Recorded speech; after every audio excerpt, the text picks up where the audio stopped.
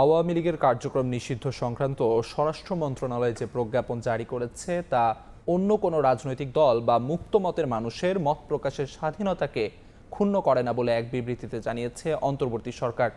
সোমবার রাতে প্রধান উপদেষ্টার প্রেস উইং থেকে পাঠানো বিবৃতিতে বলা হয়েছে, সন্ত্রাস বিরোধী আইনের আওতায় মন্ত্রণালয় প্রজ্ঞাপন জারি করেছে। প্রজ্ঞাপন অনুসারে আন্তর্জাতিক অপরাধ ট্রাইব্যুনালে বিচার কার্য সম্পন্ন না হওয়া পর্যন্ত আওয়ামী লীগ এবং এর সব অঙ্গ সহযোগী সংগঠন ও ভাতৃপ্রতিম সংগঠন কর্তৃক যে কোনো ধরনের প্রকাশনা, অনলাইন ও সামাজিক যোগাযোগ মাধ্যমে প্রচারণা, মিছিল, সভা সমাবেশ নিষিদ্ধ ঘোষণা করা হয়েছে।